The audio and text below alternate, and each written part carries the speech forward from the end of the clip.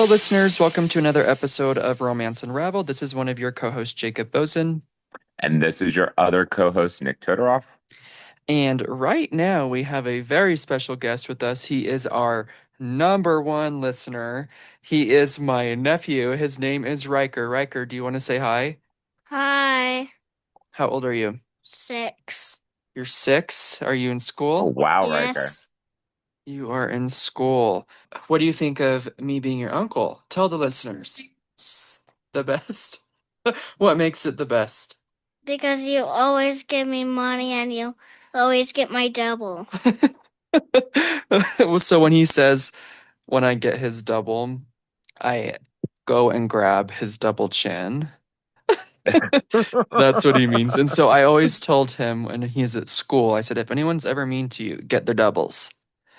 Well, I think you need to use that move when you're out at the bar more. Right? Hey, Riker, thanks for saying hi. Well, that was great meeting your nephew. How was your week, Jacob?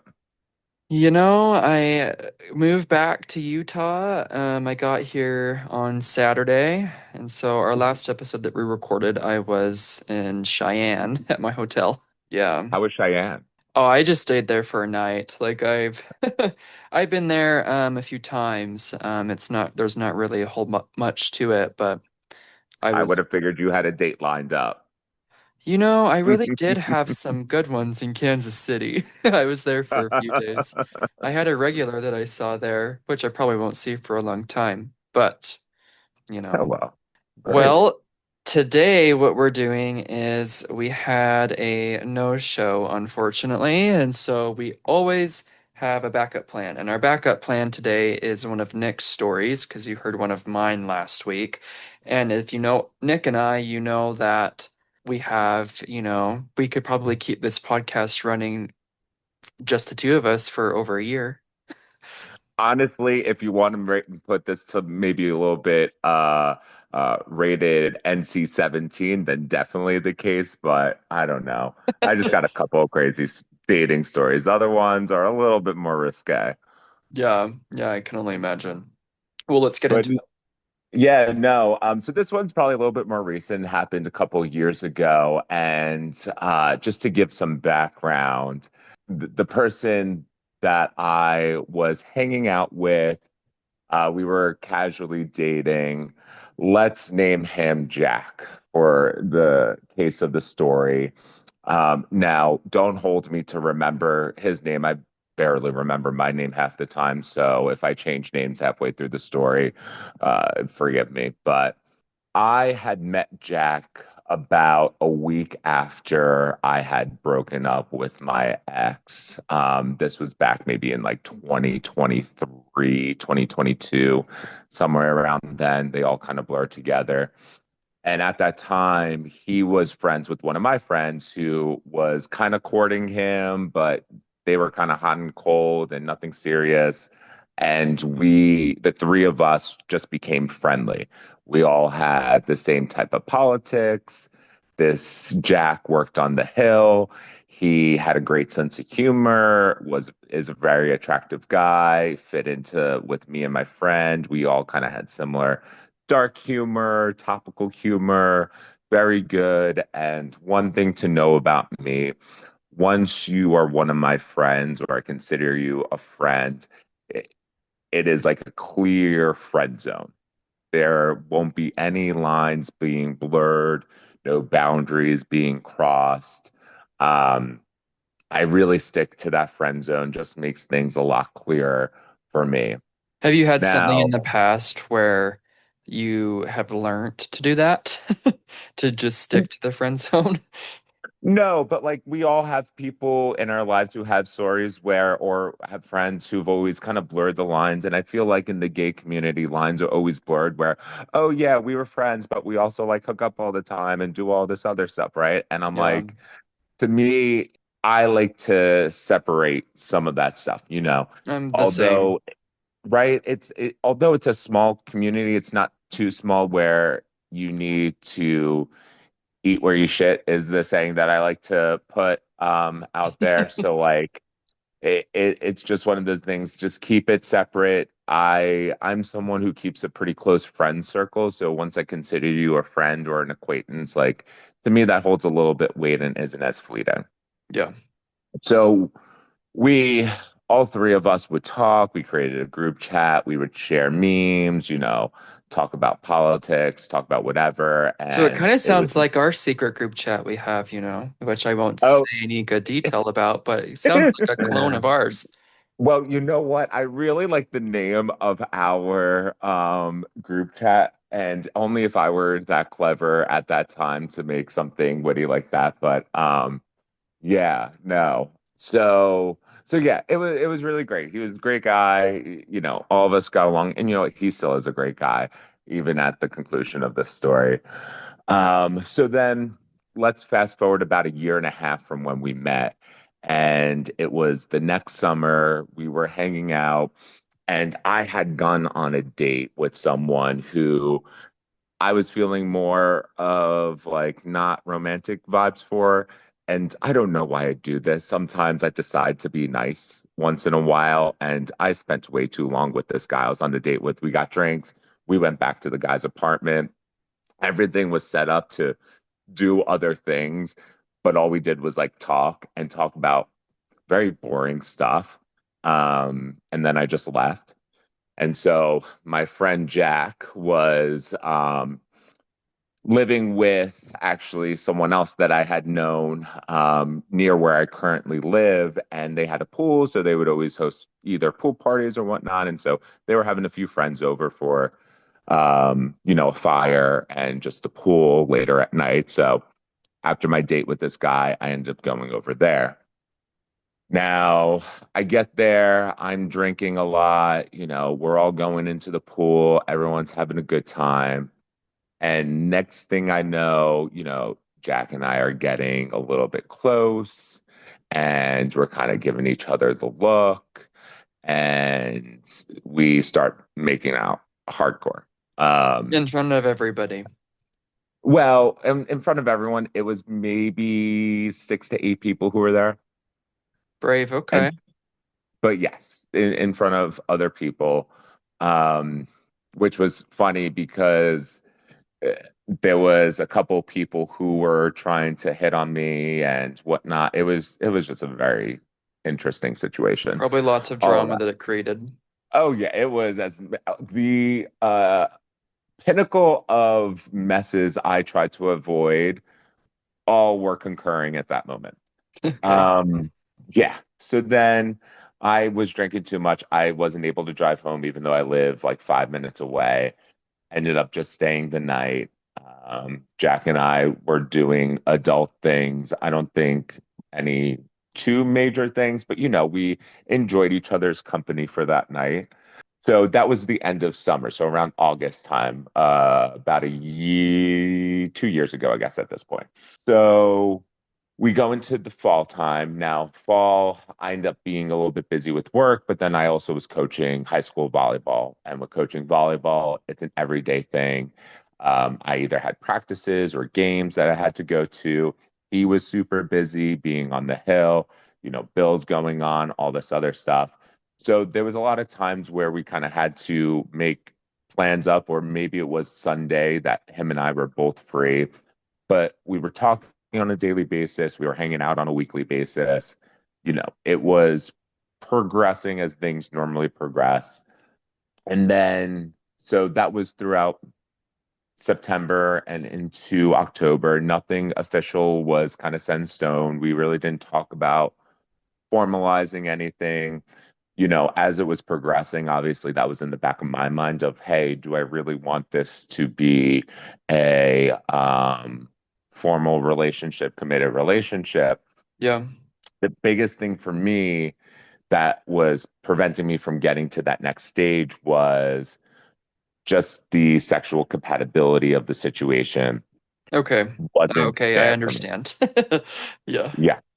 And so it was there for him, wasn't there for me. And so to me, Interesting. So it wasn't like I guess we could call it a label, or was it a label problem? what do you mean? Like, was he like because we got the tops, bottoms, that kind of thing.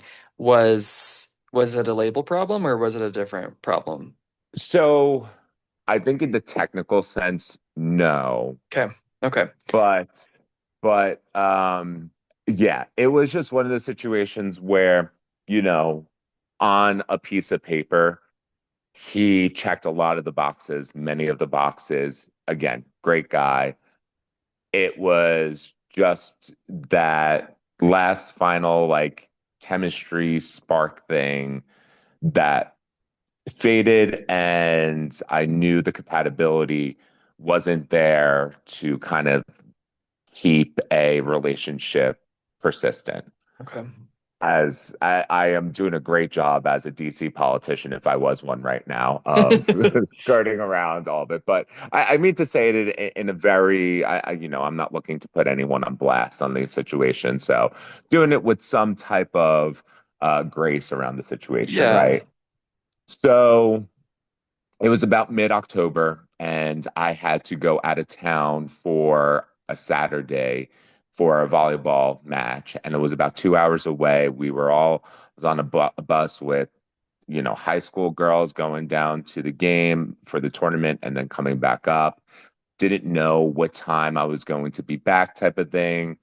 And he was having another small get together at the pool and having like a fire that night. And I told him, hey, listen, I don't know when I'm going to get back. I'll let you know.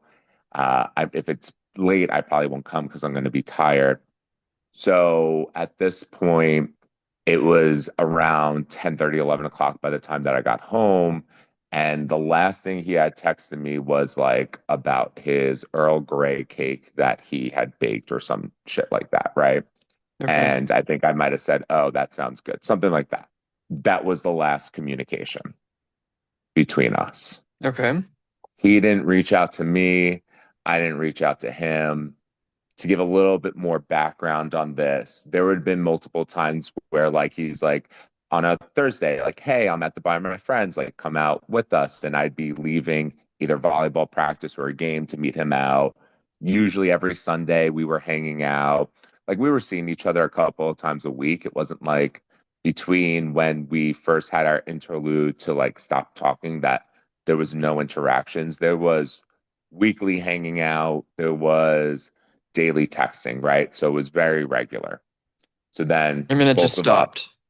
just stopped. Okay. So this is mid-October. I'm still knee deep in coaching. I'm truly um, very busy. And I know people use busyness as an excuse, and it was to a certain extent an excuse because could I have texted him and said, "Hey, this is how I'm feeling?" Of course. But But I was October season busy. for volleyball, that is the heavy season. Like that's I'm assuming it's high school volleyball. Yeah, Like yeah. end of October, that is like when you have like your state games. At least it Well, was that was in Utah. Well, and that's what it was for us. And with that, like we got third in the state for our division. So it was a very good team, highly competitive team.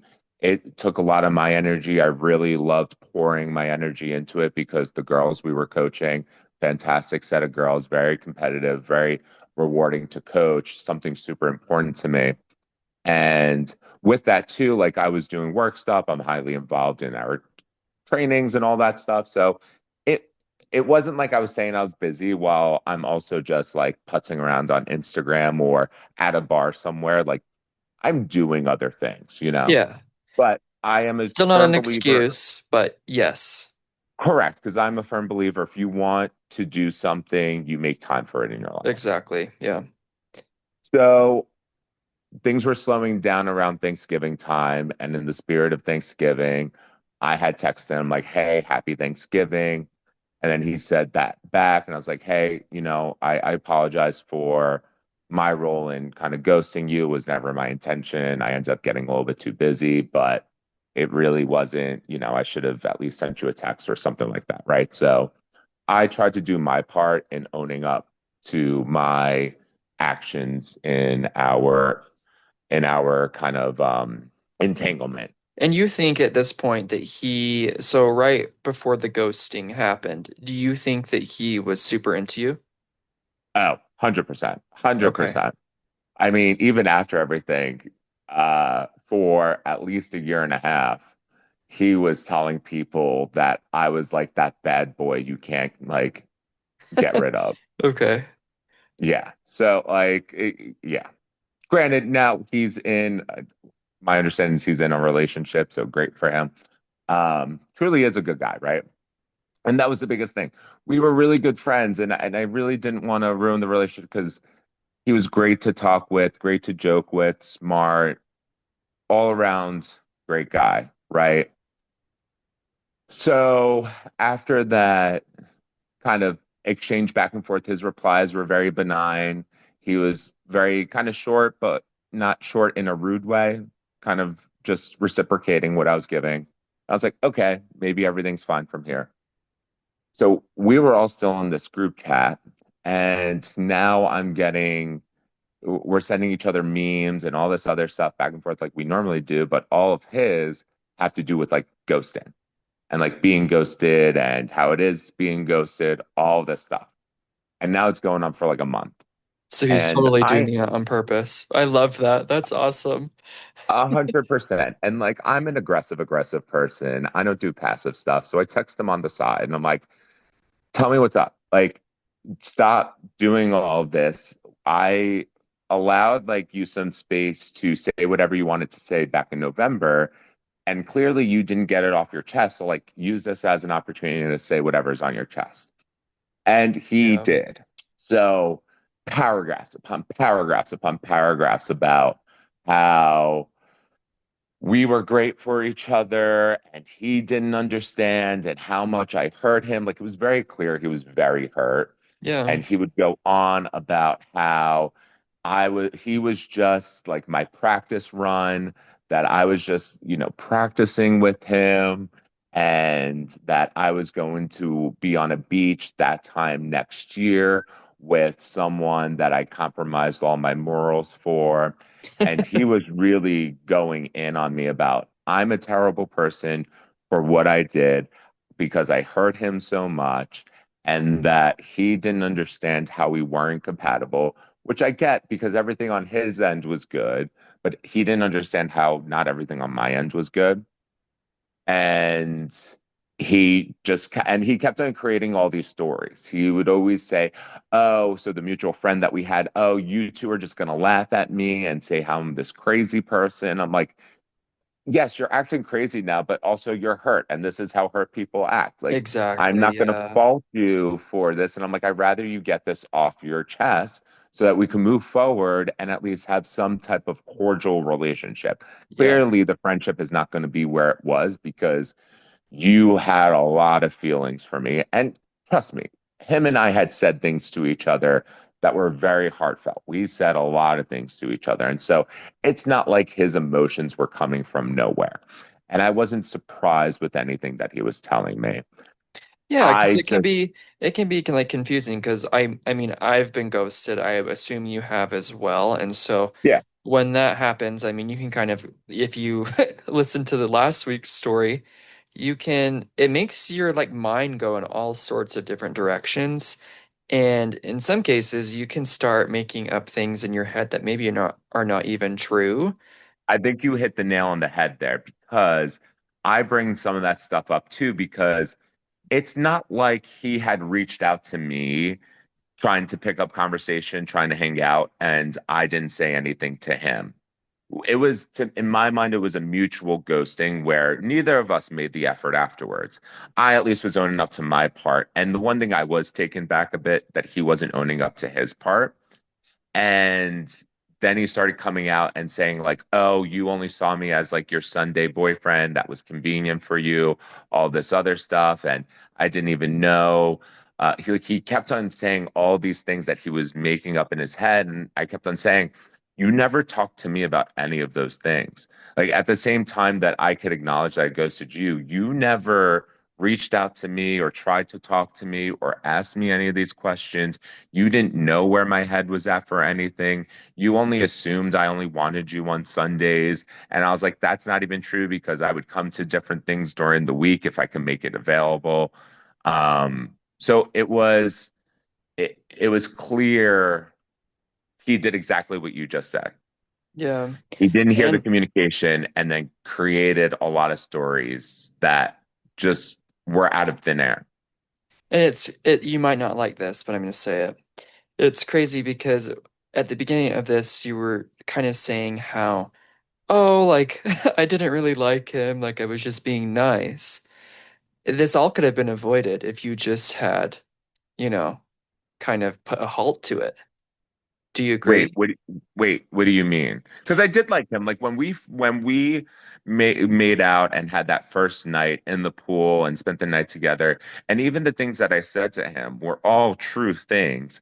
It was my feelings had changed and my realization that we weren't going to be compatible Okay, came while we were hanging out. so this wasn't from the very beginning. This No, was like this was something that developed, like your feeling correct. changed as you went on. Okay, I understand. Yeah.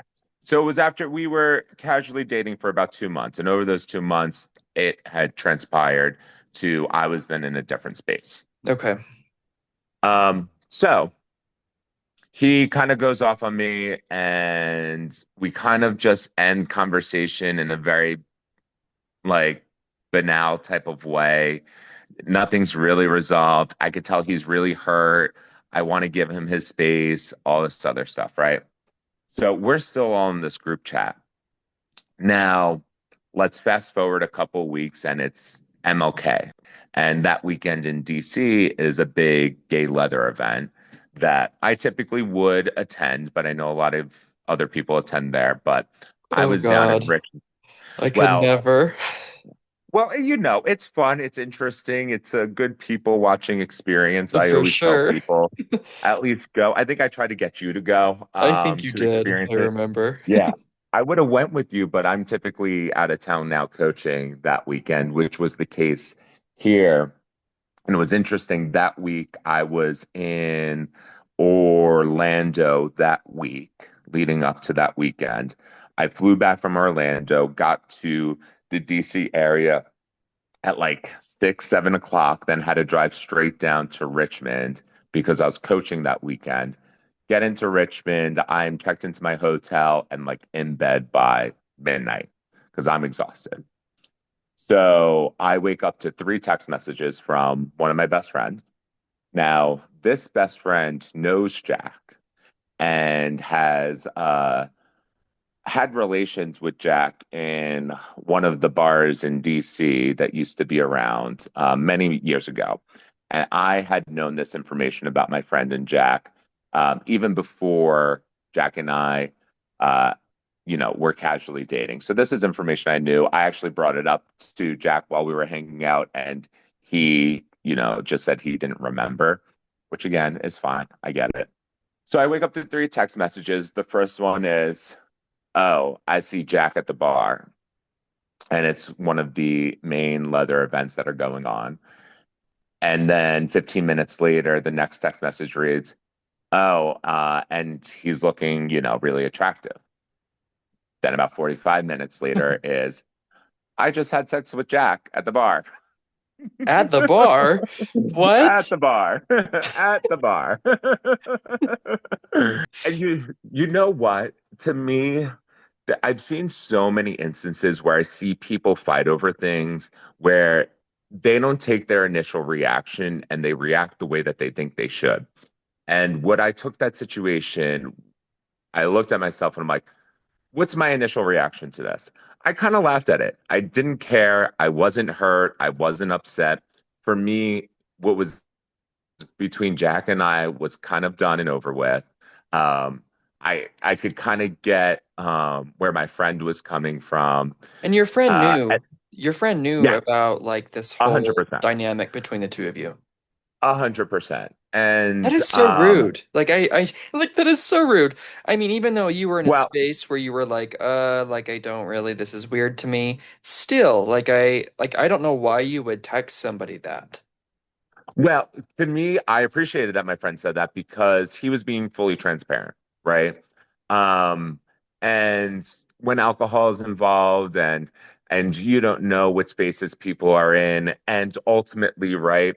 I knew Jack knew what he was doing, and he was doing it to get back at me. Yeah, it seems It, like it.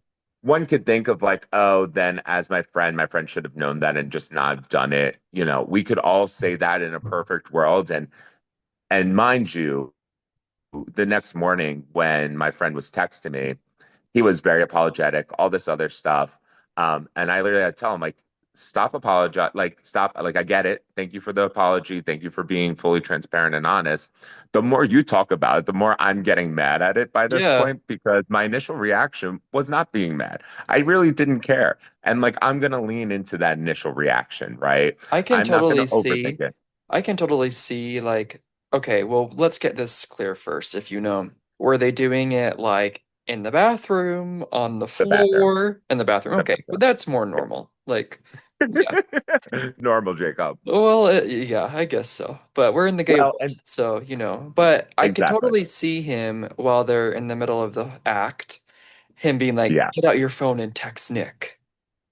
Well, it wasn't in the middle of the act. It was afterwards. And then my friend had sent me a screenshot of their texting communication after it happened. Um, and he even told Jack of like, I feel bad about it. I feel like I broke bro code. Like we can't expect our friends to be perfect human beings. God knows I'm not perfect. There needs to be a place for either forgiveness and we need to be honest with ourselves and say, how much do we actually care about this thing? You know, this friend in particular has stood by me during really tumultuous times, and I'm not going to let something like this kind of break that relationship that I had. So I put all that stuff in perspective for me, and you know, it was technically a 2 month informal thing, right? It Yeah, wasn't like I was dating this guy for years. And technically, he had him first for a few minutes at the Eagle one night. So, like, it's one of those things where I put all that in perspective, and maybe some people might think I'm a little too forgiving. That's fine. I'd rather be too forgiving and maybe I'm the fool and give someone grace than be bitter and, be in a corner angry for the rest of my life. right. Yeah. So the story doesn't end there. Oh, okay. So So my friend and I, regularly every Friday, we would try to watch RuPaul's Drag Race together at my house. And one night we're watching, and my friend was on one app, Sniffies. Now, for people who don't know Sniffies, it is if you Grinder is like the PG version of Sniffies. Like it is awful. And so, without being as graphic, my friend had noticed that there was a gathering of like minds that was going to occur the following Saturday, so the next day, at a hotel near where I was living.